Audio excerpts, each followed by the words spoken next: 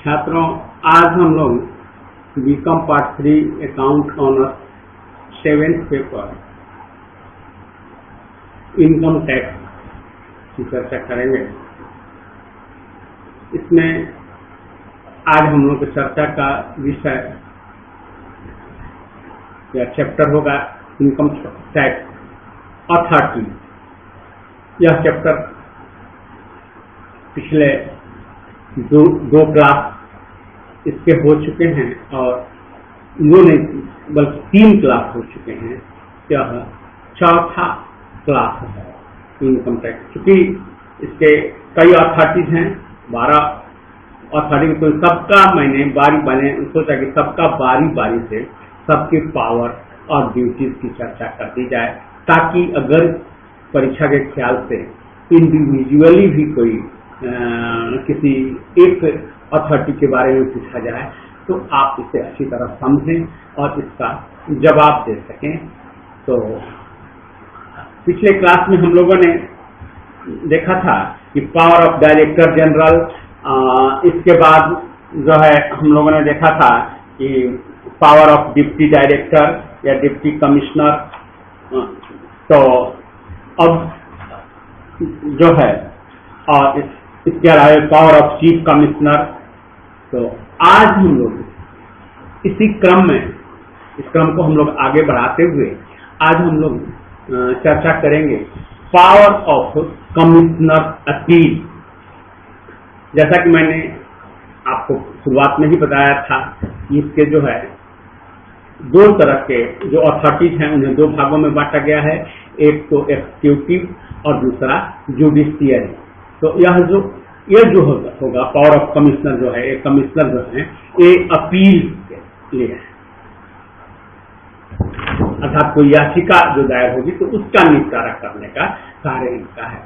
तो अब इनके बारे में भी पावर ऑफ कमिश्नर अपील, इसलिए हमने हेडिंग दे दिया है। तो ये जो है न्यायिक पदाधिकारियों की श्रेणी में आते हैं, तो क्लियर है।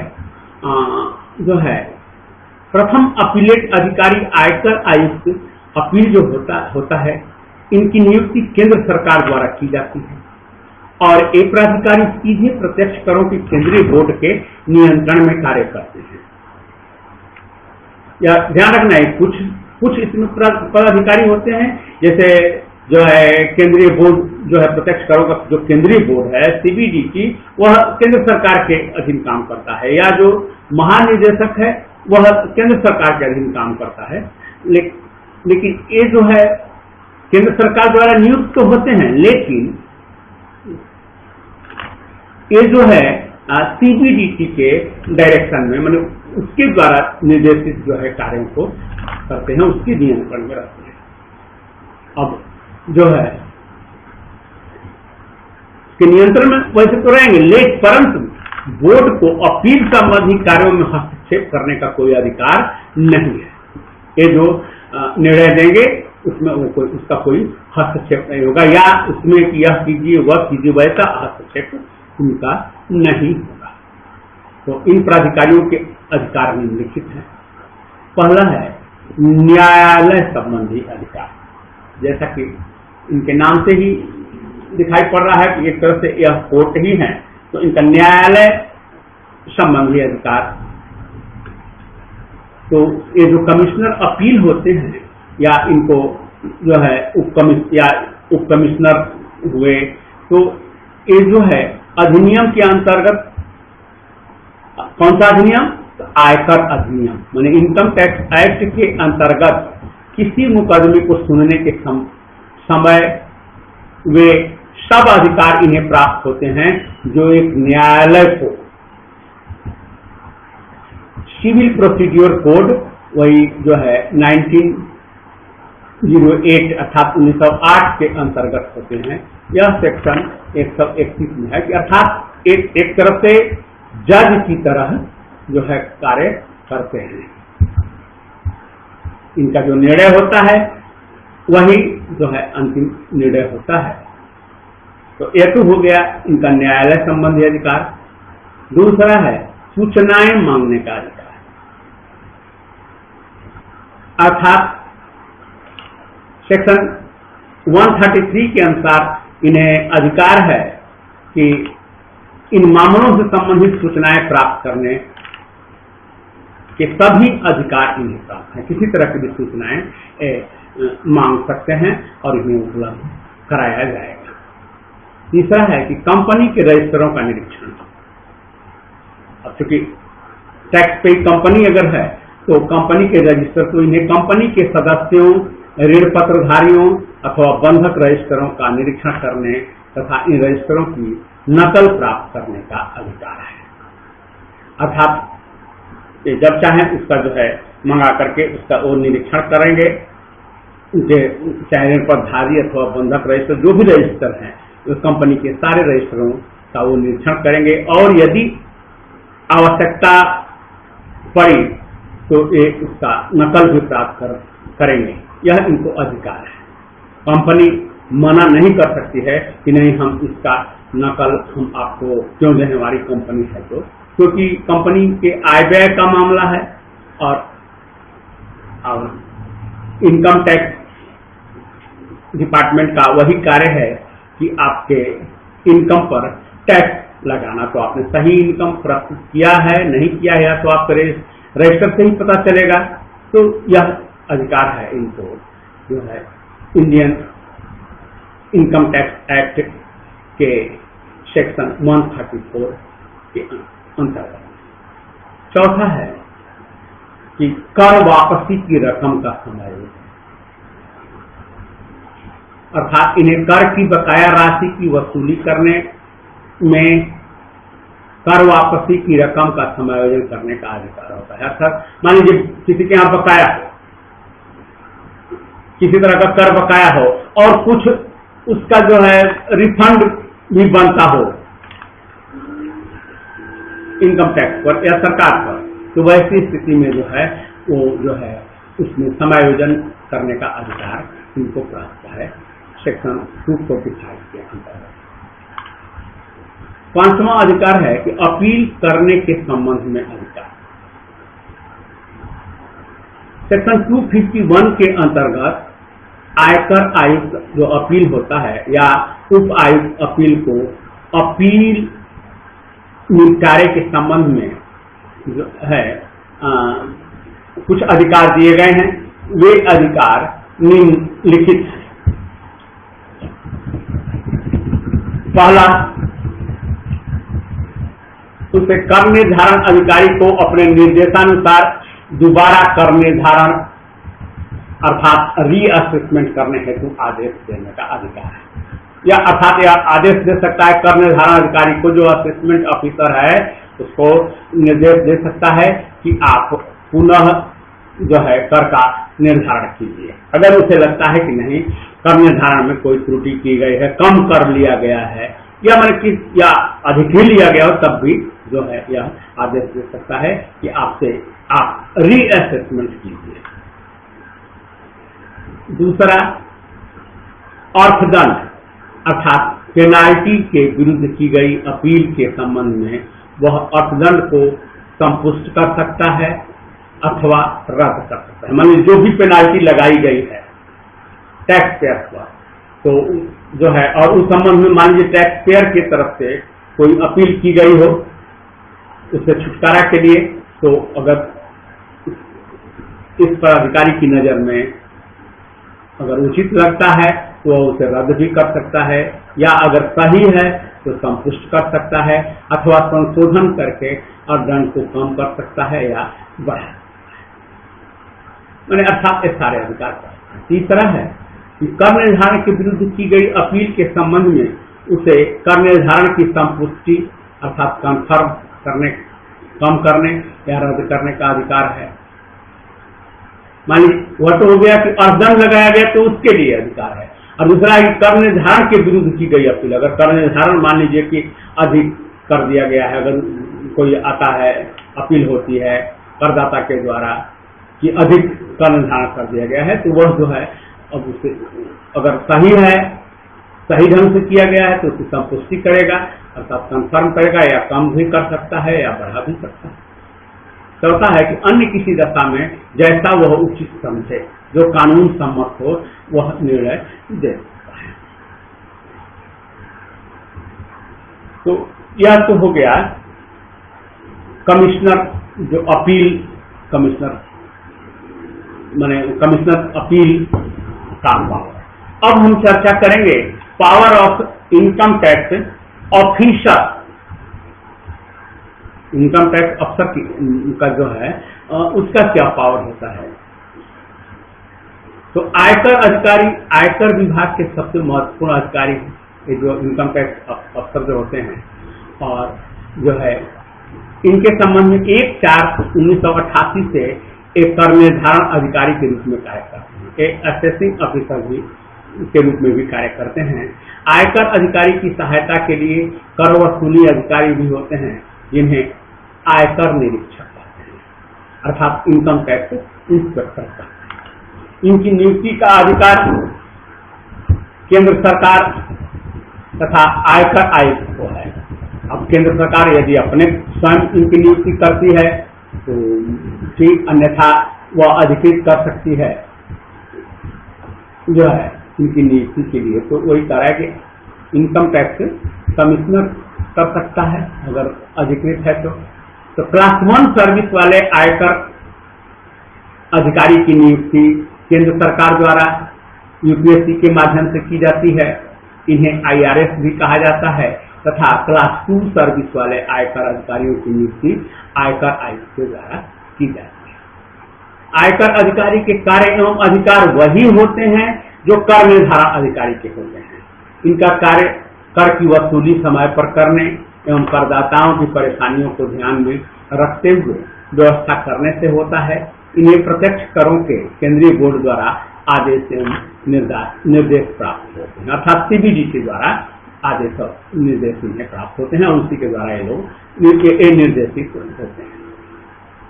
और इनको वही एक तरफ जैसा कि कहा जा रहा है कि असेसमेंट अफसर जो है तो उसी के जैसा जो उसका कार्य है उसी तरह से इनका भी वही कार्य है, असेसमेंट करना ही कार्य है। अब हम बात करेंगे पावर ऑफ असेसमेंट अफसर। तो असेसमेंट ऑफिसर का पावर का हम चर्चा करेंगे। तो आयकर विभाग ने 1/4/1988 से कर निर्धारण अधिकारी के नए पद का सृजन किया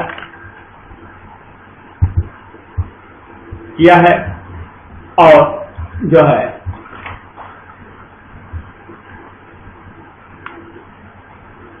कर निर्धारण अधिकारी से असिस्टेंट कमिश्नर या इनकम टैक्स ऑफिसर से है, जिस पदाधिकारी को सीबीडीटी द्वारा आदेश देकर किसी कर निर्धारण क्षेत्र का कार्यभार सौंपा जाता है।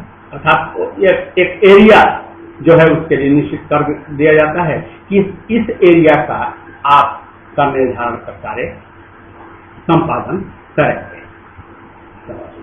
वह उस क्षेत्र का कर निर्धारण अधिकारी कहलाता है।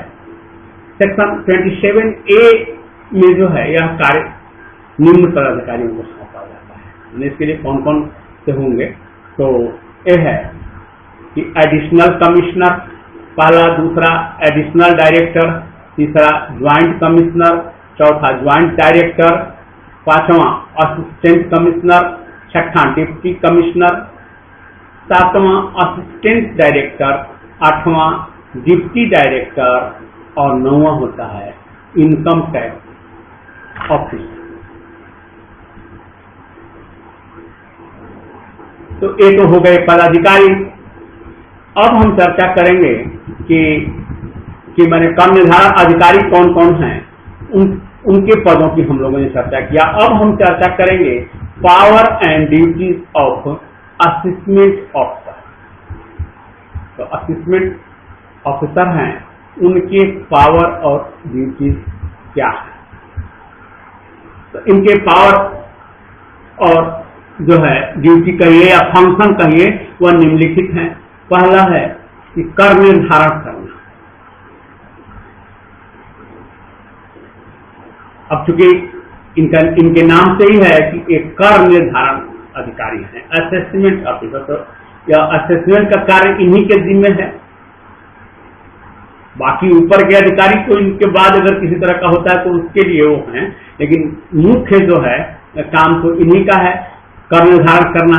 तो यह अपने कार्यक्षेत्र में आने वाले करदाताओं का कर निर्धारण करता है यदि किसी करदाता की कोई आय भूल से छूट गई है अथवा कोई हानि, छूट अथवा ह्रास अधिक दे दिया गया है तो कर निर्धारण अधिकारी जो है कर निर्धारण के पश्चात पुनः कर निर्धारण कर सकता है। मैंने अर्थात एक बार कर निर्धारण हो गया है, असेसमेंट हो गया है इनकम का, तो वह और उसे लगता है कि नहीं इनका जो है कुछ जो है आय छूट गई है या इनके द्वारा जो किया गया खर्च है वह नहीं लिखा गया है या इनकी कोई हानि छूट गई है, तो वह ऐसी स्थिति में वह पुनः जो है उसका असेसमेंट तथा पुनः का निर्धारण कर सकता है।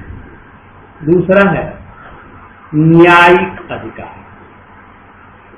कर निर्धारण अधिकारी को किसी मामले की सुनवाई के संबंध में वे सब अधिकार प्राप्त हैं जो एक न्यायालय को सिविल प्रोसीजर कोड 1908 के अधीन जो है प्राप्त है। अर्थात जो न्यायालय को अधिकार है उस मामले में जो है उसी वह सभी अधिकार इनको भी प्राप्त है एक मजिस्ट्रेट की तरह। यह तो हो गया न्यायिक अधिकार।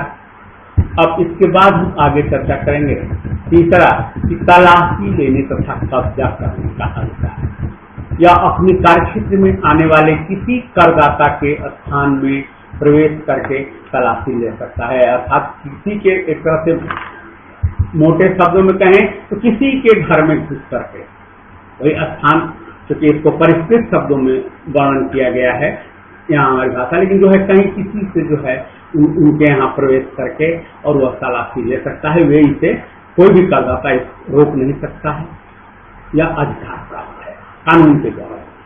तथा तलाशी आदि में प्राप्त वस्तुओं, दस्तावेजों, बही खातों को अपने कब्जे में ले सकता है। अगर उसको ऐसा लगता है कि नहीं बाद में इसमें किसी तरह का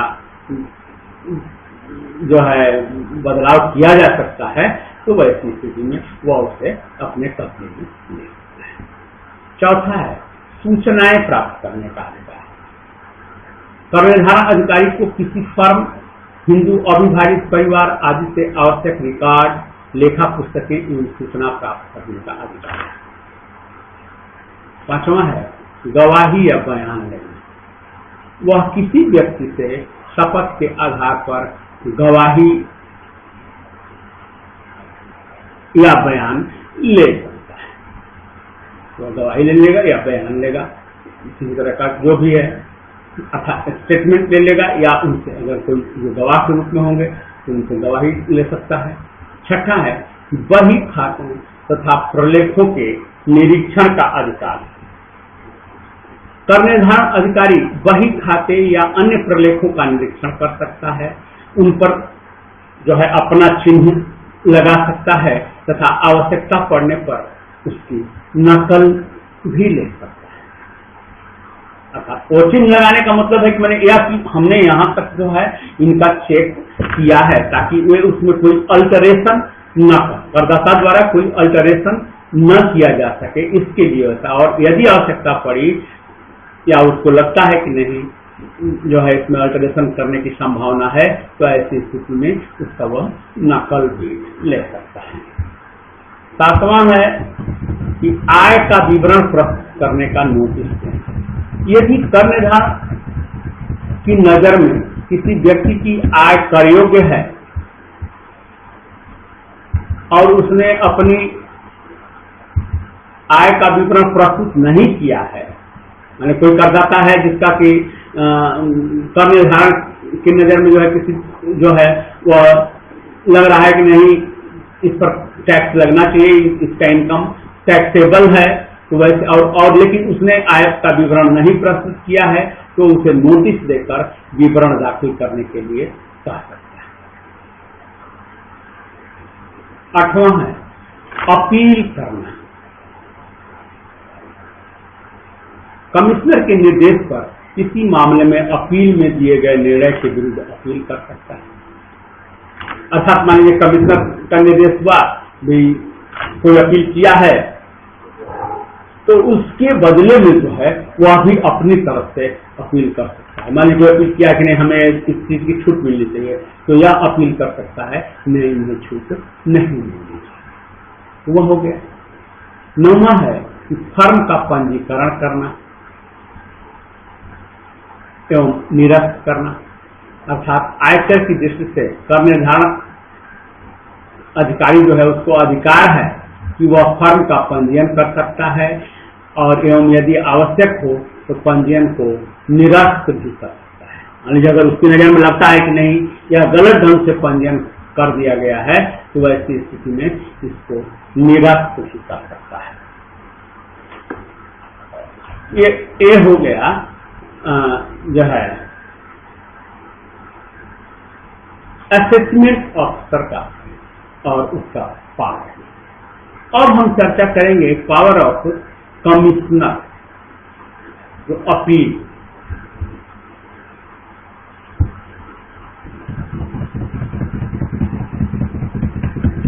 अब इनको जो अधिकार है, पहला है कि न्यायिक अधिकार, जैसा कि हम पहले भी कई पदाधिकारियों के संबंध में चर्चा कर चुके हैं कि जो है तो उसी तरह से इनको भी है कि एक कमिश्नर अपील जो है इस अधिनियम के अंतर्गत किसी मुकदमे की सुनवाई के समय इससे भी वे सभी अधिकार प्राप्त हैं जो एक न्यायालय को कोड ऑफ सिविल प्रोसीजर 1908 के अंतर्गत होते हैं। दूसरा है सूचनाएं मांगने का अधिकार। कमिश्नर इनको जो है मामले से संबंधित सूचनाएं मांगने का भी अधिकार है।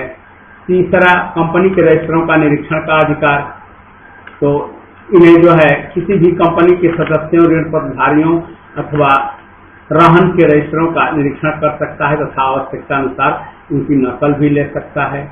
चौथा है कि अपील के निपटारे के संबंध में अधिकार, यह सेक्शन 251 में है कि वह कर निर्धारण को या संपुष्ट कर सकता है या कर दायित्व को कम कर सकता है, और तीसरा है कि या कर दायित्व बढ़ा सकता है। और चौथा में कभी है कि वह अर्थदंड के आदेश को संपुष्ट अथवा रद्द कर सकता है अथवा संशोधन करके और अर्थदंड बढ़ा अथवा कम भी कर सकता है।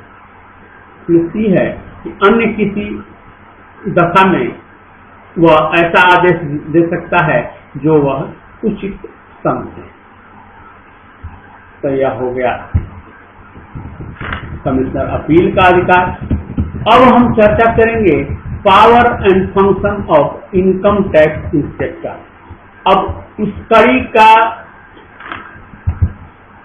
यह सबसे छोटा पदाधिकारी है जो हम लोग इनकम टैक्स अथॉरिटी की बात कर रहे हैं। अभी तक जो हम लोगों ने इस पर जो भी क्लासेस हुए या जो भी हमने अध्ययन किया, अब इसमें सबसे छोटा पदाधिकारी इनकम टैक्स डिपार्टमेंट का यह होता है पदाधिकारी के रूप में। बाकी तो अन्य जो है ऑफिशियल स्टाफ होते हैं, तो यह होता है। और इसके भी कुछ अधिकार हैं, उन अधिकारों की चर्चा करेंगे या इसका क्या कार्य है, क्या फंक्शंस है, इसकी हम चर्चा करेंगे। तो ये जो इनकम टैक्स इंस्पेक्टर होते हैं, इनकी नियुक्ति आयकर आयुक्त द्वारा की जाती है, अर्थात इनकम टैक्स कमिश्नर द्वारा की जाती है। ये भी कंपटीशन से ही आते हैं। तो जो है ये आयकर अधिकारी अथवा जो है अथवा कर निर्धारण अधिकारी के नियंत्रण में कार्य करते हैं, या इनकम टैक्स ऑफिसर या असेसमेंट ऑफिसर के नियंत्रण में रहते हैं, अर्थात उनके अधीन ये कार्य करते हैं। और इनके प्रमुख अधिकार एवं कार्य निम्नलिखित। तो इनके क्या है भाई अधिकार या कार्य? तो पहला है कि नए करदाताओं की खोज करना, क्योंकि अब सबसे लोअर लेवल पर ये हैं, तो इनका डायरेक्ट जो है करदाताओं से इनका संबंध होता है। तो ये जो है सबसे पहले यह खोज करते हैं कि कौन नया करदाता कौन है, कौन ऐसा व्यक्ति है जिसकी आय टैक्सेबल है, इनकम टैक्सेबल है, लेकिन वह टैक्स पे नहीं कर रहा है। क्योंकि बड़ा अधिकारी तो घूम घूम तो जाएगा नहीं, तो इनका काम होता है यह नए करदाताओं की खोज करना। दूसरा, कर निर्धारण अधिकारी द्वारा सौंपा गया कार्य करना एवं उनके आदेशानुसार कार्य करना, अर्थात जो भी असेसमेंट अफसर या इनकम टैक्स अफसर जो कार्य निर्धारित करेंगे उसको जो है ये पूरा करेंगे। और उन्हीं के निर्देश पर जो है इनका कार्यान्वयन होगा। तीसरा है कि सेक्शन 133A के अंतर्गत आयकर अधिकारी इस अधिनियम होने पर अपने क्षेत्र में किसी भी व्यवसाय या पेशे के स्थान पर पहुंचकर जांच करने का इसको अधिकार है, अर्थात कहीं भी यह पहुंचकर जांच कर सकता है। अर्थात 133A कहता है कि आयकर अधिकारी अगर अधिकृत कर देता है तो ऐसी स्थिति में वह जो है किसी भी व्यवसाय या पेशे के स्थान पर पहुंचकर यह जांच कर सकता है, इसको अधिकार प्राप्त हो जाता है। चौथा है कि सेक्शन 133A में ही है कि के अंतर्गत उन सभी कार्यों को करने का अधिकार है जो कर निर्धारण अधिकारी कर सकता है। अर्थात अगर कर निर्धारण अधिकारी अपना प्रतिनिधि बना देता है तो जैसा कि हम लोग जानते हैं कि किसी भी प्रतिनिधि को जो प्रिंसिपल होता है उसके द्वारा किए गए सभी अधिकार प्राप्त हो जाते हैं, क्योंकि वह इसके लिए अधिकृत कर ही देता है उस व्यक्ति को कि ठीक है मेरे बदले में आप इस कार्य को करोगे, तो वह सभी अधिकार इसमें निहित हो जाता है। तो यही है अधिकार इनकम टैक्स इंस्पेक्टर। तो छात्रों, आज हम लोगों ने या जो इनकम टैक्स अथॉरिटी चैप्टर है इसका अंतिम क्लास हम संपन्न किया और इसमें प्रत्येक जो पदाधिकारी हैं उन सबका हम लोगों ने चर्चा इंडिविजुअली प्रत्येक पदाधिकारी का अलग अलग हम लोगों ने चर्चा किया और सबके बारे में सबका पावर और ड्यूटीज हम लोगों ने देख लिया। अब कोई भी इनकम टैक्स का कोई भी अधिकारी या कोई पदाधिकारी या कोई अथॉरिटी जो है हम लोगों से अछूता नहीं है। तो आज हम लोग इस चैप्टर को समाप्त करते हैं और आपसे मैं यह उम्मीद करूंगा कि यदि इस चैप्टर में किसी तरह की कोई परेशानी हो तो आप कमेंट के माध्यम से हमें जरूर सूचित करें, क्योंकि अब हम लोग जो है जैसा कि मैंने आपको बताया या आप जानते भी हैं, वैसे भी हम इसका क्लास जो है बहुत पहले ही हो चुका है। अब हम लोग यह रिवीजन के रूप में है, लेकिन इस रिवीजन में मैंने आपको जैसा कि शुरू में ही कहा था कि मैं यह कोशिश करूंगा कि जितनी छूटी हुई बातें हैं वे सारी बातें आ जाए इस रिवीजन, क्योंकि रिवीजन का यही अर्थ ही होता है कि अब कुछ बचा न रहे। जो इतना संपूर्ण हम जानकारी जितनी हमको जानकारी थी हमने आपको सुपुर्द किया। अब यह आपका कर्तव्य बनता है कि आप इसे किस तरह आत्मसात करते हैं, कैसे आप इसका अध्ययन करके मेरे लेक्चर को सुन के आप इसे ठीक से देखेंगे और पढ़ने का प्रयास करेंगे, समझने का प्रयास करेंगे। मुझे उम्मीद है कि आप इसे बहुत अच्छी तरह समझ जाएंगे। अब आज के लिए बस इतना ही। नेक्स्ट क्लास में हम तो दूसरा चैप्टर का रिवीजन करेंगे। तब तक के लिए धन्यवाद।